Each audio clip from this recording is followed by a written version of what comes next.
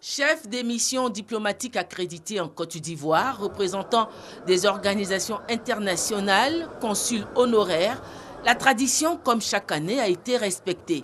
La présentation des vœux de Nouvel An a donné lieu à un échange d'allocutions entre le président de la République et le corps diplomatique accrédité en Côte d'Ivoire. Le nonce apostolique Monseigneur Joseph Spiteri, doyen du corps diplomatique, a félicité le président de la République Alassane Ouattara pour avoir repositionné la Côte d'Ivoire sur l'échiquier international.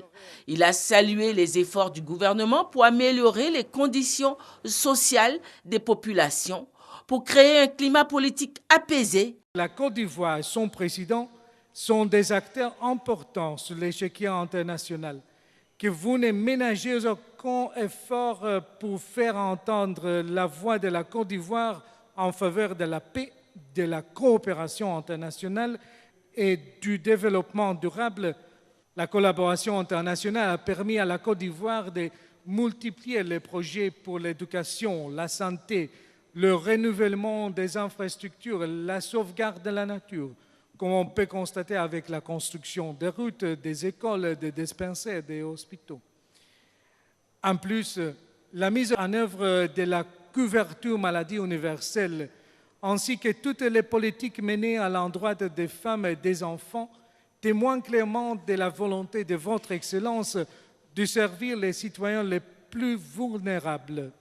Il a cependant souligné la nécessité d'avancer dans la voie de la réconciliation nationale et du désarmement. Et une des conditions pour y parvenir, a insisté le doyen du corps diplomatique, que le gouvernement organise des élections transparentes et conformes aux normes internationales, mais également que l'opposition participe à l'élection présidentielle. Nous saluons de tout cœur la reprise du dialogue politique avec l'opposition. Nous réitérons notre appui à toutes les forces politiques de la Côte d'Ivoire, particulièrement à l'opposition, en les invitant à opter pour la voie des urnes, lieu privilégié de l'expression des aspirations démocratiques d'un peuple, et à participer à l'élection présidentielle et aux autres élections. La politique de la chaise vide ne sert ni les partis politiques, ni la démocratie, encore moins la population. Devant ces représentants de la communauté internationale, le président de la République a dit une nouvelle fois sa détermination à poursuivre l'œuvre de construction et de consolidation de la paix en Côte d'Ivoire.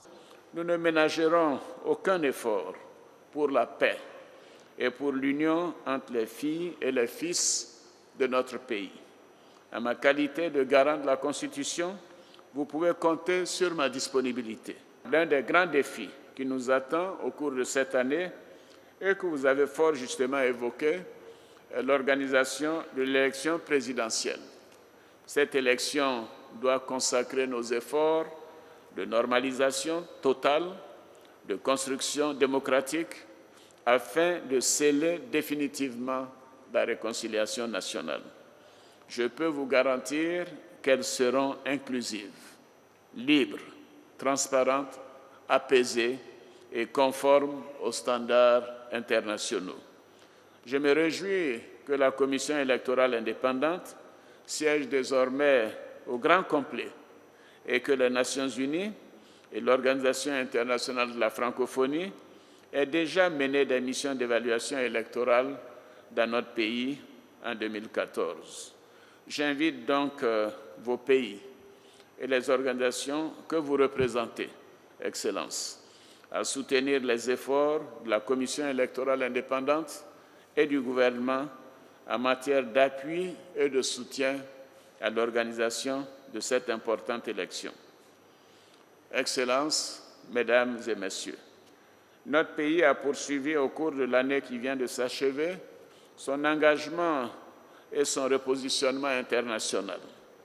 Nous entendons, au cours de l'année 2015, consolider nos relations de bon voisinage, œuvrer à l'approfondissement de l'intégration régionale, seule à même de porter notre ambition de développement compte tenu de la dimension modeste de nos pays. Promouvoir le règlement pacifique des différends dans notre région conformément à nos idéaux et à nos textes.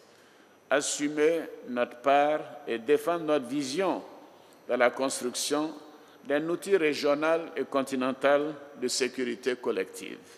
Le président de la République a saisi l'occasion pour inviter les partenaires de la Côte d'Ivoire à soutenir l'effort de paix entrepris par le gouvernement en contribuant au fonds créé pour l'indemnisation des victimes de la crise post-électorale et en apportant un appui à la CEI, la Commission électorale indépendante, et au gouvernement pour l'organisation des prochaines élections.